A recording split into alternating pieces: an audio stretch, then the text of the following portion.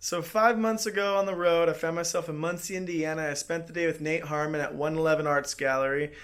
And I made a tattoo, and I hung out with him and the crew, and he showed me everything. And I filmed a ton, and I have a little bit of that to share with you. After this video will be the podcast, United Win episode 11, where we sat down and went in depth of what tattooing means to him. And I want to say it's one of the most interesting interviews I've done. Nate's a gem, and I'm glad to share him with you. Without further ado, this is the Nate Harmon tour of 111 and then interview. They picked this up at the flea market, and I ended up tattooing it like 4 or 5 times now. People just ask for it. That thing is sick. I don't even know where it came from. But then when we were repainting the building, I found all this shit somewhere else. And a lot of people that have been here repainted a bunch of production sheets. We hung up for years. Let me see about that. That came out of Permanent Productions, and it was up there for a long time at that shop. And then when Rich took over the shop, they remodeled, and they didn't want it, and I traded in a bunch of tattoo shit for it. And I got my arm tattooed there and part of my back tattooed there. Is that where the portal thing came from over there too? Since it kind of matches? Or no? No, the portal came out of, this came out by my yard. It's a fucking old West End. This is Muncie, Indiana. Whoa, sick. I tattooed the gate this yard was in. I tattooed the house on this chick that wanted to haul the house. I took a picture of it. This thing came out of a flea market. I tattooed that dude Carl. When I did the back piece, it said, "Baddest motherfucker" on his back. Yeah. Run fast, play hard, baddest motherfucker. And then he got himself on his forearm. He was dying of cancer. Got whatever tattoo he wanted. Brought it me in this lettering for his chest, and I just left it. Like whoever had drawn it, I was like, "Fuck," and he loved it. You know what I mean? And like, but then I put the shoes on here because to make this instead of just a. I don't know if you know like about these doorways. They're called moon gates, and so when you travel from one to the other, you're supposed to have like a whole nother experience. But I put the bottom of the Vans on because Vans was one of my favorite shoes. But it's a gateway of souls. Huh. Oh! It took me a second. So every time you pass through it, you know, right? Every time you pass through this, not only are you going through a moon gate to be in another presence, like. So the Board of Health came in, and I always have my dog up here. Yeah. And or usually a lot, not always, but a lot. And so I keep the gate for people. Yeah. And then they said you couldn't have the dog in the tattoo area. So by definition, this line right here, this is the tattoo studio in here. This is the lobby. This is the hallway, drawing room, right? A lounge area for people that are here, and then a tool room. And so this is the line, so this moon gate blocks off, like the tattoo studio. So the dog can be right down this alley, but it's not supposed to be over here. Right. You know what I mean? By whatever they got going on. Absolutely, yeah. You know what I mean? And it makes sense to me too. So I feel like every time you cross this line and you cross the gateway of souls, then you're in the real tattoo domain. And here is where you know where the action's supposed to be going on. That's cool, yeah. Right, you know what I mean? Like, and so if you don't want people here, this is where you don't want them. You're like, get the fuck, Yeah. This is tattooer space. Yeah, absolutely. Thank you, boss. Talk to me about some of your favorite sheets on the wall. You got lots of history around here.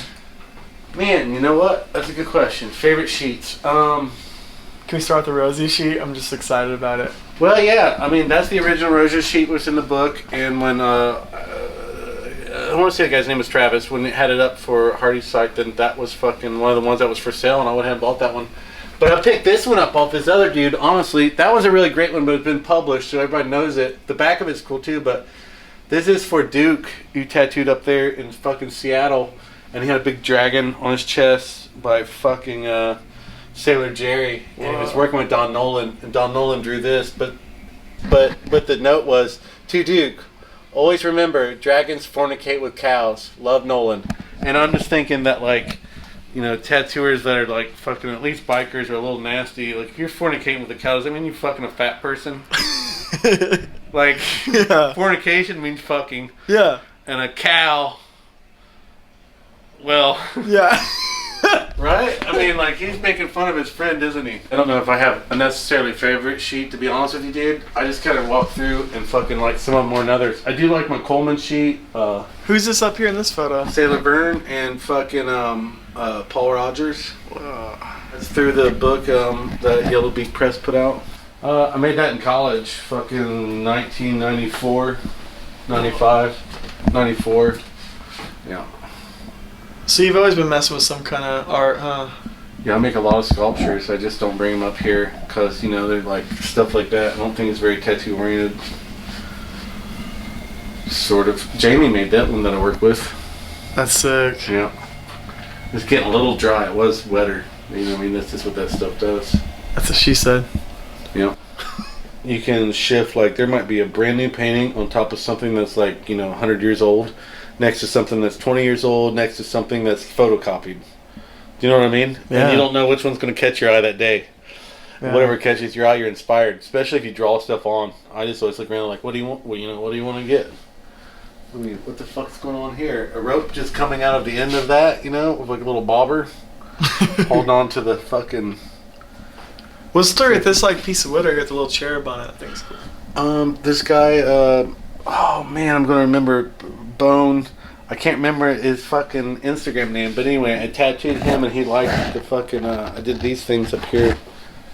These two little cherubs, they were like Christmas fucking cherubs. Okay, yeah. And I paint and draw those things a lot. And, yeah, I see you tattooing those a lot. Those are cool, the horns and stuff. Yeah, and so the one on top of here, my friend Joe Nickley had done several years ago. Okay. Probably almost 8 years ago now. And so he was doing them too, and like he's, you know, I don't know what religion he is, but you know, I think he works with children and stuff. But anyway, he wanted tattooed on me, and he brought that down as a gift, so it like all matches up. He made it blessed tattooer, so I was like, you know, right here's a Godoy board. They're like a super heavy influence on like punk rock tattooing. For me anyway, as a skateboarder, they're probably them and Jason Jesse, and then, you know, they're responsible, but you know, the Dogtown boards or any of this like era fluorescent boards, like just skateboards in general, like you know, skateboarding is probably my #1 influence when it comes to graphic arts. Like, I know it is, like, without doubt. Yeah. You know what I mean? Like, it's the precursor to being in love with Tattoo Flash.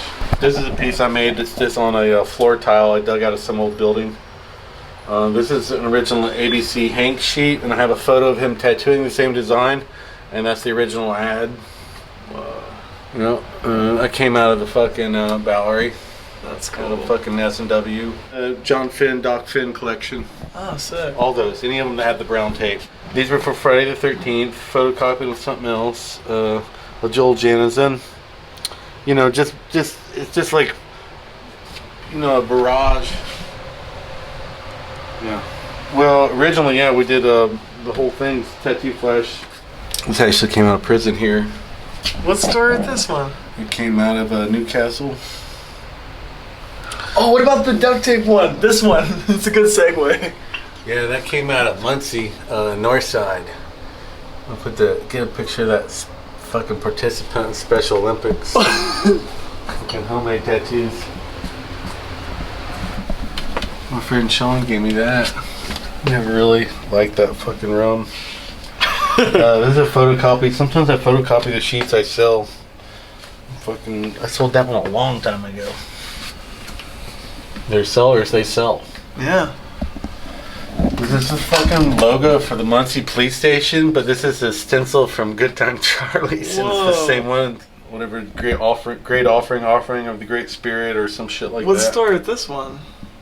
Oh man, my friend Richard in fucking Richmond, he's a fucking poet. But he sends me, and he's given me all types of poetry books that you can imagine. He does readings now. And That flower's really cool. Yeah, man, he's got a great sense of fucking art. I love reading this shit too. It's a little, you know, he's not a tattooer. He's a tattoo collector, and he's just an art person. Is this an old wasp hive, or what's that? Yeah, both of them. I took some big tattoos that gave them to me. Really? Yeah. They're kind of like representative of something, right? He also gave me that fucking deer head because I don't hunt. Yeah. You know what I mean? Been vegan for fucking since like '94 or something like that, and so it's weird probably to take, but it's already dead. Yeah. Let's face it, shrines are shrines. The majority of it's for the dead. So look up here. You guys tell me if I'm wrong or right. No way! Am I wrong or right? 100%. You'd have to just move the hand a minute, right? Or Yeah. was Coke infringing, or was the other company? Because it's suggestive. You know what? Like if you cover up this and you flip it upside down. Yeah. You know what I mean? I'm like, I can't be that wrong, can I? No, that's really close. Feel like that too. Like there's something that happened back in that time period that I don't know. There's some sort of story here that I don't know. Like they're being suggestive here. Maybe they were playing off of that. That was like a joke on like a lot of cards or something at the time, or that was taken from this because somebody else was a pervert.